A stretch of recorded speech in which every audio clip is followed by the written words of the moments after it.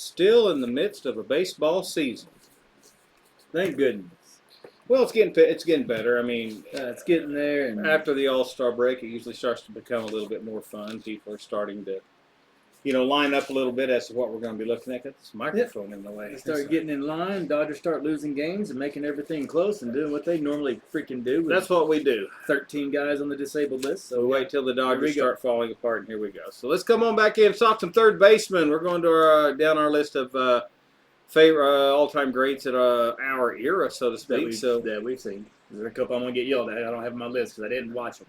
Me too. All right, come on back in. Let's talk about it.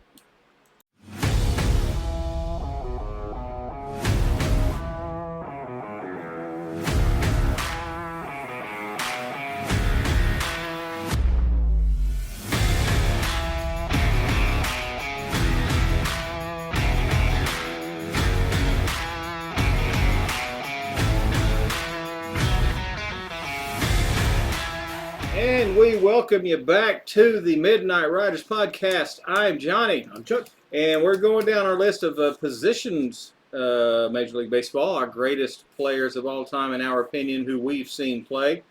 So, I guess no George Kell or... I'm putting it out there now. There's no Brooks Robinson on mine. I didn't see him play. I did. Some bitches on my list. He stopped playing in like 74, 75. Yeah, I just didn't see him. Unfortunately, I love the guy, everything I've seen, but my deal. Didn't put him on the list. I never got to actually watch him. My deal is the Little League Baseball I did play. I played third base. It was my bag. It was my spot. I loved it. I watched third baseman. Yep. I was told by my father, watch this guy. You want to play like this guy. Now, they only came on every Saturday. Right. Kubek and Garagiola would have to walk you through whoever plays. But, there's certain guys I watch that I just, as a kid growing up, you want to emulate the guys you like, the guys you watch. So those guys are the ones that made my list and everything. Yep, definitely. But I tell you what, let's get going on this deal. There's some good third basemen, but then there's not as many good ones as I thought. There's not as many. Once you hit a certain spot, and at least in my mind, once you hit the 2000s, there's some good ones. But I don't know. Maybe it's the old guy in me coming out. I just think some of these older ones are better. But I got a few of the newer guys, like honorable mention, and down the bottom of the list. I think they got the potential to be there. But let's start at number 10 here. You want to go first? You want me to hit? I'll go number 10. Because I know you don't have him because you don't like him. My number 10 is Adrian Beltre. I'm assuming you don't like him. Go ahead.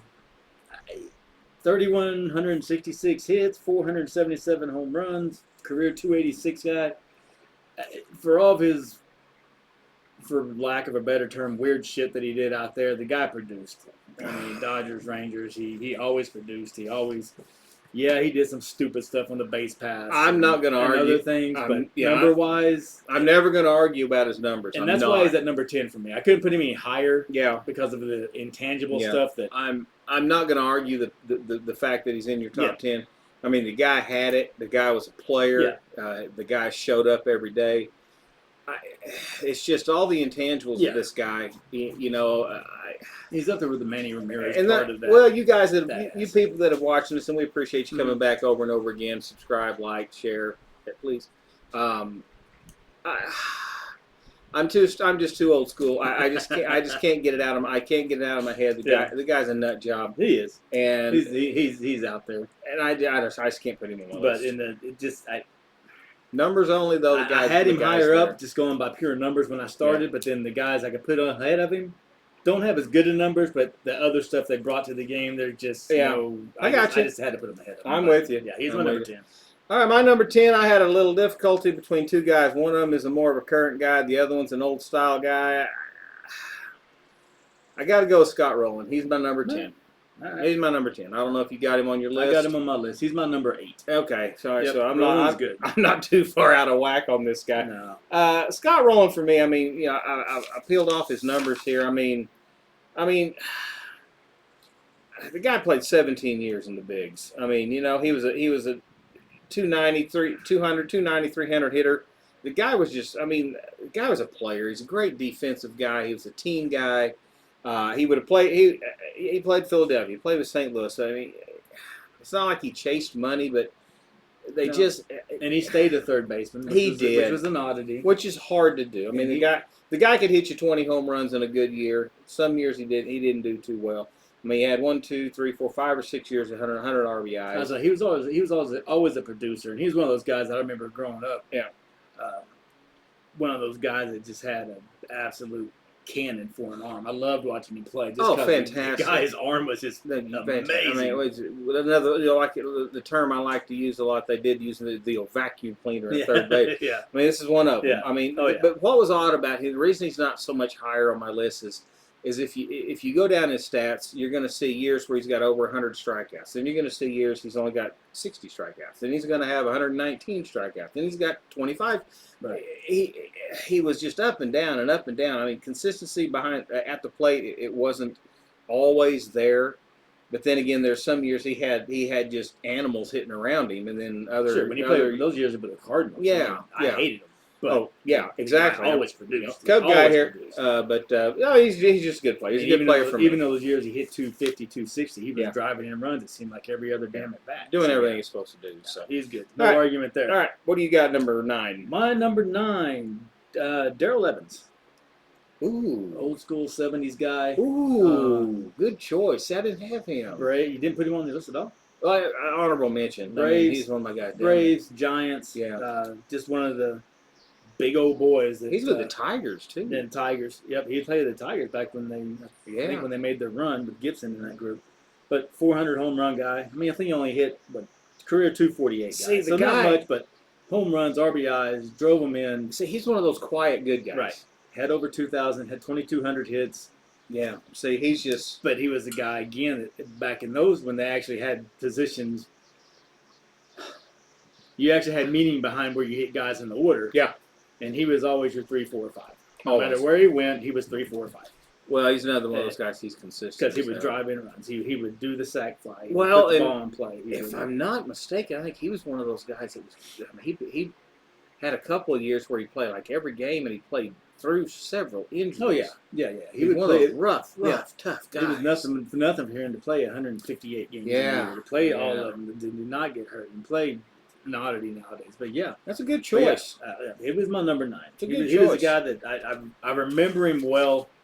And a lot of it's got to do with our board games and stuff. And I remember him in the games, but I remember always being in awe of how big of a guy he was too. Big, burly guy that could play the position. Oh, he was. All right, number 9 for me. Now there's 2 or 3 guys in this list that I didn't want to put in this list, but I had to put in this list. This is one that I had to put in the list. I didn't like putting him in the list because he's a New York Met, but I had to put David Wright in this list. Ooh, yeah. I had to put him. I didn't put him on the mention. Well, he just beat the shit. Every time he played, he beat the shit out of Cubs. I saw the guy a lot because I watched a lot of Cub games, of course. Player. The guy, I just couldn't put him on. Well, he's a career 300 hitter. Well, 296. A career 300 hitter. Always, just always there. The guy didn't. He struck out a lot. I get it. Yeah, but he was in that era, the 2000s. Yeah, 2000s up. That's but the guy was there. He's a team, but he's a team guy. Again, he had a lot of injury problems. This is the guy. Yeah, I'm all about the guys that are there for the team, and they'll be there for the team. He was a team player, good guy, good player. I never heard any bad thing about him as far as in the media. Never bitched about wanting to be traded. Never complained. I think he only played with the Mets. Right? Yeah. That's what I thought. And he's just the Mets guy. Well, and he's one of those guys that he would hit anywhere in the line and be okay. Mm-hmm. Be okay with it. Yep. That's cool. And played a great defense on third base too. Yep. So I just had to put him in there. He slapped us around enough that I just had to give him a little bit of respect. So I'm putting him at third. I'm putting him at number 9. That's where I fall off to some of the older guys. I just couldn't put him on the list. I couldn't do it. What's your number 8? My number 8 was Scott Rowland. Oh, okay. What's your number 7? My number 7 is the Penguin, Ron Cey. Didn't make my list. Really? Didn't make my list. What the hell? He was a Cub too. I know he was a Cub and a Dodger. But when he played for the Cubs, it was like every time he threw the ball to first base, Durham had to stretch like 17 feet just to get to the ball so it didn't double hop him. He wasn't great for me. Wasn't great for me. Again, none of those guys that you look at, and we talked a little bit before this, that those guys that I thought, man, he had a hell of a career. And I looked at the numbers and thought, okay, not bad. But for a guy of his stature, no bigger than what he was, right? Couldn't run. Nope. At all. Couldn't do anything, really. Not the athletic guy at all. Nope. But he could field a position. Had almost 1,900 hits, 316 home runs. Mm-hmm. But he hit behind Dusty Baker and Steve Garvey. He was in the. That's a little heart pick for me too. But the guy always was in the lineup. He always produced. Yep. He helped cover. And I will always. I'm not a big Steve Garvey fan, but I will always be one that say helped Garvey. I hate Steve Garvey. Yeah, I think Say is the one that helped Steve Garvey do 90% of his numbers because Say hit behind Garvey a lot of the time, and they would rather. A lot of times, they'd rather pitch to Garvey than Say. It depends on who was hot. That's the thing about those Dodger teams back in the day. Yes.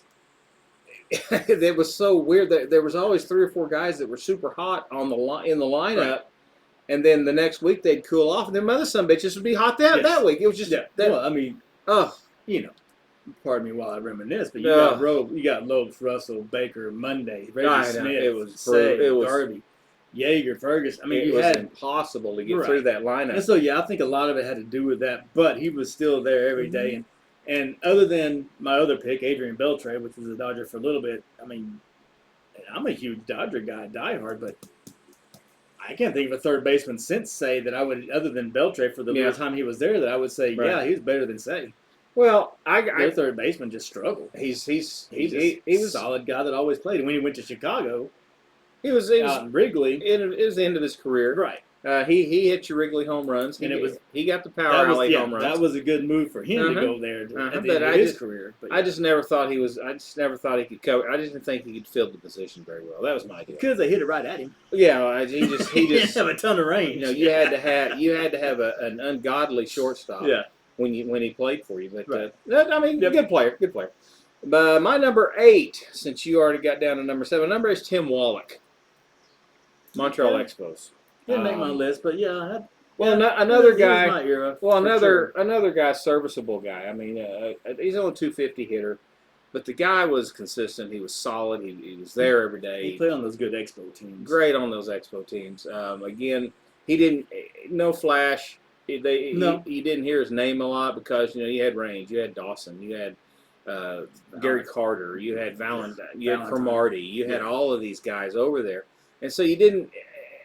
But boy, he was there every day. Mm-hmm. Played hard. Hit the ball well. Situational kind of hitter. Another one that moved over to the Dodgers later on in his career, and I thought, hey, that's a good move, and he didn't really do shit with the Dodgers. Well, he's older, and he had to make the move. But I mean, I just like watching him play. This is a guy I like watching play. No, I get that. I didn't have him. I didn't have him on my list. Honestly, I didn't think about him. Yeah, he had range. He was a good player. Yeah, he was a good player in my eyes. So he's solid. Let me go ahead and throw my number 7 since you've already gone there. I'm gonna go Bill Madlock. Number 7. Number 7. He was my number 4. The Mad Dog. I remember him. He was in the heart of me growing up. I remember watching him. He was first Cub pick. This guy could. He only played like 3 or 4 years with the Cubs, but. Man, but the rest of his career was just. He could hit any pitch. He was a Tony Gwynn kind of guy. Yes.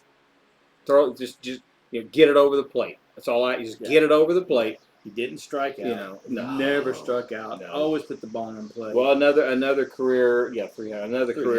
Yeah. How many home runs? 100. I thought he had more home runs than that, but still. Well, I mean, the guy played 15 years. Only had 160 home runs. But the guy, he was a singles hitter. He was a singles hitter. He had a shitload of doubles, 348 doubles. I mean, the guy, he was just in those years. My gosh, those years with the Pirates. Yeah, where he was hit. I think he hit what? He flirted with 400 for a little bit. Ended up with like 350, 340. Let's see here. 341, yeah. Yeah, 82 season, yeah. He was a hitting machine. That's why I got him number 4. I love watching him play. Well, he's the Mad Dog. Come on now. Yeah. He was a converted third. I think he didn't. He started out second base, I believe, with the Giants. He was the second baseman for the Giants because that's when they had Darrell Evans. Darrell Evans played third. Well, but he was with the Cubs for 3 years at third base. Third base, and then he went to first. He went to second base. Okay. But he's just a great player, just an absolutely great player. I wish the Cubs would have kept him for the longer period of time, but they didn't, and they moved on. And then we got Steve Ontiveros. There you go. Hell yes, a huge jump. He's in the Hall of Fame, right? Yeah, shut up. Next, all right, who's your number 6? Oh, my number 6 is Paul Molitor. I think he's more of an outfielder for me. Really? Yeah. Okay. Go ahead. I always thought him a third baseman. I mean, Hall of Fame guy. 3,319 hits, 234 home runs, hit 306. Yeah. Playing with the Brewers in the late 70s. And I remember. with the I remember mostly DH for him, I guess. But great. I mean, again, he stacked those numbers. But again, he played for that Brewers team that had Cooper, Ogilvy, Yon. I mean, that whole Thomas, that whole bunch. But well, he career 300. Like I said, career 300 guy. Well, but still, you look at the thing about it is you look at that lineup they had with Ogilvy and Cooper and Gorman Thomas and Robin Yount and all that, and Gantner. But see, this guy, hell, he hit 2-hole, didn't he? Mm-hmm. He hit 2 and 3-hole. I mean, come on, yeah. he was seeing. He was in the lineup, but he was hitting, but in front of. If I remember correctly, he was hitting right in front of Cooper and Thomas. So he was seeing pitches. Didn't Yount hit 3? Yount hit lead off. I thought maybe did Molitor may hit lead off. Yeah, they did something. Yeah, 77, 78. They were just around there. He saw pitches. There was just a ton of sticks in that line. They couldn't pitch around him. There you That's go. For damn sure. Well, they couldn't pitch around anybody. So when they were strong up to about 6 or 7, and he had Lizcano who was averaging 30 home runs a year, hitting 7. So yeah. Well, and again, a pretty good fielder. Yeah. Pretty good fielder. Oh yeah. And he played second. He played short. He played third. He played first. He said he played the outfield some. Yeah. Yeah. He was my number 6. He'd play anywhere you want him. Yeah, he was just an all-around guy that I loved watching. Well, my number 6, probably the only reason he's not higher is because he just wasn't a hitter very much. I mean, the guy could hit, but I mean, the thing about it was I think he wore 6 gloves over on third base. That's Brooks Robinson. I would love to put him on my list, but to stay true to our list, I never got to watch. Well, he's only about a 250, 260 hitter. He was never in the lineup to hit. This is one of them that I watched a lot. The Orioles were good, and so they were on national TV a lot back in the day. And again, I played third base, and this one of the dad said, "Watch this guy play third base. See how this guy does that. See how this guy stands there. Dad tell me see all the how time he moves over that. All the time to watch him. And everything. It's like he perfected the art of playing defense at third base. He was just amazing back in the day. Whenever the ball was, I don't know if it was dead or alive or whatever the case may be, but I mean, he watching this guy. the quintessential way to sacrifice your body for the game. I mean, this guy was just great. Oh yeah, this guy was just great. How many years? 23 years. 23 years, all with the Orioles, and he was just one of the best ever. I mean, he would make anybody's list of all-time third basemen. Yeah, we just went all time, and we didn't have to do just who I've seen in my era. I'd have him, but unfortunately, I never got the pleasure. I had to put him down to number 6. He didn't hit as well, and the other guys I have above him, which you're going to have most of them as well, we're gonna start are just that good. Yeah. So, but I got him at number 6. Okay. But he got number 5. This one hurt because he's a prick, and I don't like him. Never heard anything good about the guy. I never liked him. But you can't deny it. I had Chipper Jones at number 5.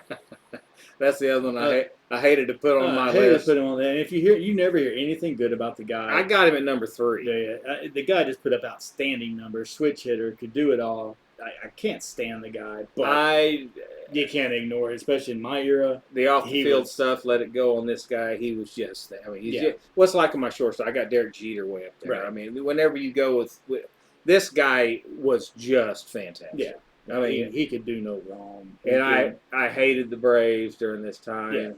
Yeah. The Chipper Jones, Dale Murphy era. Couldn't stand to watch him. Couldn't stand to listen to him. Our grandpa or papa, he was the biggest Braves fan you ever saw. Every time I'd go down there and sit down there with him and watch a game, it was just brutal watching those guys win. I could go on and rant about how much I don't like the Bobby Cox Braves for a long time. Mm-hmm. But anyway, I digress. Yep. I actually had Bob Horner on my honorable mention, took him off for that same reason. Well, Chipper Jones. Chipper Jones. I hated doing it, but you can't leave him off. You cannot leave him off. He was. I mean, they moved him to the outfield later on, didn't they? Yeah, they moved him to left field. He played shortstop though. He played third. And moved to the outfield. He could do everything. So he's just a great player. Unfortunately, he's just one of those guys that you just can't leave him off. Why? Well, if you're making a true list, you can't leave him off. You can't. You just can't. So I'm going with Ron Santo at number 5. Another one I never got the chance to watch. So I have to because he was my hero. Yeah. He was my he was the Cub third baseman, and the '69 Cubs were just that good, and he was one of the middle lineup guys who was so. Yeah, they blew it. They screwed up, and they blew it all. But yeah, I mean, Sano was he was a great player, great guy, team guy. I just 300 and something. He had over 300 home runs, right? I don't know. Yeah, 342. 340. I mean, he only got to play about 15 years. I mean, he didn't last. He was really beat up. That's funny though. You say that only 15 years, Yeah. and you look at the guys now, man. Yeah, they might play 10. Yeah, maybe. You know, this is back in the year where they all played 20 years or whatever. Yeah, and they played almost every game. He was broke. He played so hard every day, and just a great guy all the way around. So, and like I say, one of my favorites of all time. So number 5, Ronnie Santo. Your number 4. My 4 was Matlock. Oh, okay. Well, my number 4 was Wade Boggs. He's my number 3. Well, what can you not say about Wade Boggs? Tony Gwynn-esque, just a hitting machine. I mean, I just don't. There's nothing you can't say about. Well, I mean, look at these numbers. My God, 328 yearly career 328 hitter. He had 4 years where he finished the year hitting over 360. Well, he only had 4 years where he had over 50 strikeouts. Yeah, it's just like I said, Tony Gwynn type numbers. You know, that was the fun part in the '80s for me was who was going to win. You know, back when it made a damn bit of difference. Who was going to win the batting title by the farthest margin? Boggs in the American League or Gwynn in the National League. That was incredible. Watching this guy hit. Yeah. Who ended up with more hits and how many seasons with 200 hits he had? Jesus. I mean, well, he only had 2 years where he even had over 10 home runs. I mean, you know, and it's hard to find third basemen in these the older eras that didn't have power. Right. You know, they played for other reasons. They were on the field for other reasons. He's a base hit guy. This guy could get. You know, he's one of those guys where they say you need to hit the ball left center field right around the 250 sign. Right about the sign. You know, you can do it. You know, I mean, you're just going to have to be right over here to get the 2 runs in and get the guy to third. I mean, he'll do it. Right. I mean, the guy can do anything with a bat. It was incredible watching that guy play the game. It was incredible. Third base, playing the position. Mm-hmm. Shit. Yeah, he did it all. I mean, even playing the position is it's just incredible. Yeah, one of the things I hated about baseball in the '90s was when he got traded to the Yankees. Yeah, everybody got traded. Everybody to the went that Yankees. way, and it sucked. Well, yeah, it did. But still, guy was awesome. It was incredible. Incredible. All right, well, your number 3 is Boggs. My number 3 is Chipper Jones. Who's your? Well, it looks like our top 2 are the same. Top 2 are going to be the same again. Did we put them in the same order? Who's your number 2? My number 2 is George Brett. My number 2 is Mike Schmidt. There So we got them opposite. Yeah, we flipped them. We flipped them. Yeah. Which one you want? Well, talk about your number 1. My number 1, Schmidt. Schmidt was always one of my favorite players. I loved watching the guy play. Yeah. Growing up, and we saw him quite a bit here, not a ton, but the guy, his swing, his fielding ability, you never heard anything bad about him. The guy was clutch. He would hit a home run. He would knock in runs. He was just he's one of my all-time favorite players. Well, I love watching the guy play, and he did nothing but produce. Well, he's one of those guys that you used to say never got cheated on a swing. Yeah, yeah. I mean, when he went up there, he was one back in those days. There were a lot of guys that they were never going up there. Well, there's only a handful that were up there looking to hit the ball 700 feet every time they walk up the plate, and this is one of them. Right. But the thing about it is the guy could still, he still hit 400 doubles. You know, I mean, he just hit the ball hard. He struck out a lot. Well, of course he did. I mean, hell, he had 200 strikeouts. No, 180. He had 180 strikeouts in one season. Right. But that was early in his career. He learned. He had 174 stolen bases. Yeah, I know. A power hitting guy from the 70s and 80s. That didn't happen. No, that didn't happen in that time. No. And he was just.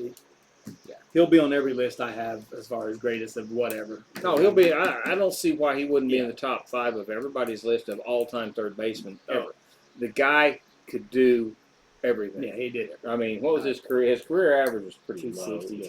267. I mean, he wasn't your average hitter. I mean, but he wasn't in there for average. He was in there to hit, right behind Greg Luzinski or ahead of Greg Luzinski. 540 wherever you want to to put him. That lineup they had at that time was just scary. Yeah, that season he had in 1980 was just ungodly. Yeah. He just, in an era where it wasn't common to hit that many home runs, he hit, 48. Yeah. 25 doubles, 48 home runs, 121 RBIs, and struck out only 119 times, which, Well, but one thing you missed is that number right there. 8 triples. He had 8 triples. The guy was a freak. he was truly a freak of nature, and like I said, that's why he'll always be one of my favorite ones. So he's my number one. Well, I went with Brett ahead of him. Close number 2. Just because of, again, he's a Wade Boggs kind of guy, but with power. And a lot freaking meaner. Oh, he's mean. Oh, he was mean. You still listen to interviews of him today. Yeah. Listening to him piss and moan about how soft players are nowadays. Yeah. It's funny. You can still catch him now. Well, he's right. He was on a podcast like 3 or 4 weeks ago that I saw where he was just ranting on guys sitting out and guys needing a day off and guys, just not taking the game serious anymore. It's all about what jewelry you're wearing today, and how many of them are bouncing around, and how many gloves you wear down to first base, and how many braces you have on your arms. And, it just you can even talk to a lot of probably non-baseball fans and just bring up the word pine tar incident, and they're gonna know what the hell it is. Sure, but if you watch that incident, if you've never seen it, I don't know where you've been. You need to go watch it. Watch the pine tar incident whenever it happened, and watch him explode, and it shows you how passionate he was about the game of baseball. Mm-hmm. He was one of the most passionate guys about playing the game of baseball. Back in these days, these people, they loved the game, and they were there. Of course, they made a big salary for the time. Sure. They made money. This was their career. I get that. But they loved the game of baseball. Yeah. And unfortunately, he was one of those guys that played so hard. That's why he missed some with injuries. Oh, he missed a lot of games for injuries. I mean, I don't think he ever played 162 games. No, he never played a full season because he always hurt himself. Yeah, but it was But he played 21 years, and in his last season, he still played 145 games. Look at, sorry, I'm oohing and on here. 79, 212 hits, 42 doubles, 20 triples, 23 home runs, and hit 329. You don't see that. Yeah, you don't see it. And the next year, he hit 390. Oh, and he won how many Gold Gloves? Oh, yeah. I mean, shit, the guy won. Yeah. I mean, he could literally do anything. And it would still get 10 to 20 bases on top of that. Exactly. Exactly, and if you look, and if you look at the strikeout column, let's see. Never more than. There's only the last couple of years are pretty high, but nothing over 50. It's incredible. The guy was a Wade Boggs guy who could hit with power, and had speed. You just can't. He was Wade Boggs and a little better. Yeah. Well, let's look at a few honorable mentions that didn't make. I mean, I got a couple current guys, and I got 3 old. I've only got one current guy, and that's Justin Turner. He's one of my 2. He's the only one I can see in today's world that's got. And he's another one that's not. His numbers are not that good, but the guy being a Dodger for so long, the guy is just absolutely. He's a clutch. He's a player. And he is clutch. Whenever he went to free agent, I was begging for the Cubs to get this guy. I was so happy to see him. They grab him from the Mets. Just begging to see him go to the Cubs, but it never happened. No. I think this guy's is one of them that's got the potential to be in the top 25 of an all-time list one of these days. Sure. I just do. Just because of his. Go back to the conversation on the Belter, because of his intangibles in the other direction. The leadership, the clutch, just coming through when you need him. But who else you got? Current guy that had him, I had Nolan Arenado. Okay, Arenado's got. I'm not going to argue with that. He just got the number. He's already got 10 Gold Gloves. The guy fielding is just a damn machine over there. Right. But, not a huge fan, but he's a 285 career hitter, 336 home runs, 10 Gold Gloves. I mean, I think when it's all said and done, he's going to have to be in the argument for, in that top 20. Could be third baseman. Could be. Depends on how much the game changes. And I got 3 more a couple 70s guys and 80s, 90s, Oh, 80s, 90s guys. So. I got Matt Williams. That's one of mine. Yep. Quiet, soft-spoken. Just played the game. Mm-hmm. I mean, he just played the game. He's one of those guys I always thought looked like a third baseman. Just big, bulky, just spark plug looking wall. Looked like he'd been, hitting the face 4 or 5 times with the ball. But he stopped it and threw the guy out. He stayed in front of the ball. Good job. He was him that lineup with him and Will Clark and Kevin Mitchell and I feel like Kevin Mitchell. And the other guy started at third base. Kevin Mitchell, he didn't have the outfield. Yeah. But I mean, Matty Williams was just another great player. He was one of mine. He was one of those quiet, good guys. Yeah. So what else you got? I had a couple guys from the 70s that I just remember watching from our games and just Who's that? saw them watching on TV. Buddy Bell. Oh, Buddy Bell. With the Rangers. And I had to go look up his numbers because I thought it was going to be known. I was going to be disappointed. He wasn't as good as I thought. Pretty good numbers. Well, 2,514 hits, career 280 hitter, 6 Gold Gloves. Well, the thing about Buddy Bell, the problem with Buddy Bell was he played with 2 teams throughout his career. The Cleveland Indians and the Texas Rangers. Both sucked. Yeah. But that's what made him so good, though. Yep. I mean, he was still putting up these numbers with not really anybody hitting around him. Well, he's one of those guys that played for a couple of these lousy teams for his entire career, but he actually got voted into an All-Star team. Right. And he just didn't get picked as an extra. I think he got voted in. Yeah. I mean, the guy was a great player. Yeah. Those late 70s teams of the Indians were horrible. Mm-hmm. Well, the Rangers weren't any better. No. When your star players are bump wheels and Sunbird in that group. But the Indians were horrible, and he was still putting up good numbers. Yeah. So I always liked watching him play. He's a good player. My last one was Craig Nettles. I got him on my list. Yeah. Another one. A Yankee that I didn't really care for. Exactly. I didn't like him because of the Yankees, but he didn't like Reggie Jackson, so he went up a step in my book. But, there you go. It's just he was part of that crew that he was fun watching play third base. I thought he had more Gold Gloves. He only had 2 Gold Gloves. Yeah, he was meaner than hell though. Yeah.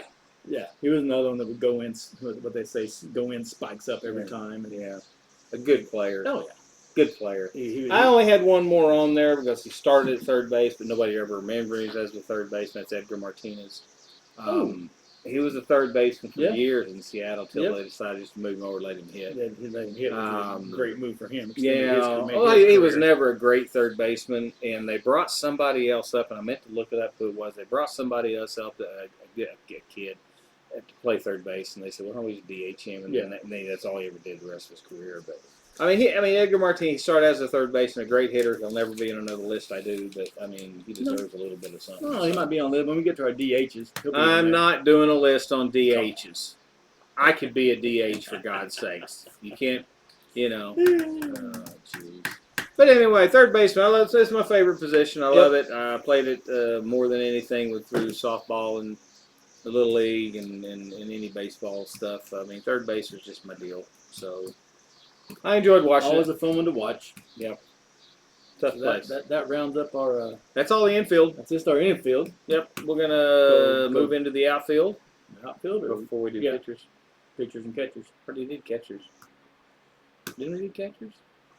I don't think. We started first base. We didn't do catchers. I don't think. We didn't do catchers? No. Well, shit, I can do that right now and do the catchers. Yeah. Pretty solid. Yeah. But anyway, as always, subscribe, like, share, all that other. Give some comments if we miss anybody that you remember. I mean, we didn't say Ray Fosse, or we didn't say, he's a catcher. He's a catcher. I'm You're already talking catchers. I mean, Sal Bando. Didn't you say Sal Bando? Okay, Sal Bando was on my list. He just got knocked off at the end. Yeah. I did have Bando. But then I got to looking and thought, holy hell, his numbers are not good. He played with those A's teams that were stacked. So yeah, he was just remembered for being the third baseman on that great A's team. Exactly. Exactly. Like Joe Rudy. Who? Joe Rudy. Oh. Yeah. That guy that played out in left field. He won some World Series titles. Yeah, he did. But nobody remembers who the guy was. But anyway, we do appreciate you coming in. We got some more baseball coming up as the season progresses. We'll get the other positions lined up for you, let you know who we think are the greatest of all time in our era that we will be able to watch. Do come back with us and see us. We're going to be doing the rest of the college football stuff. Getting ready to do, we'll probably be posting we're going to be posting all the conferences here really soon. We're going through every conference. As we move it up, each conference, we've already got one in the books. It's on our site if you want to get on there and find it. And we're going to continue on till the college football season kicks off in a couple weeks.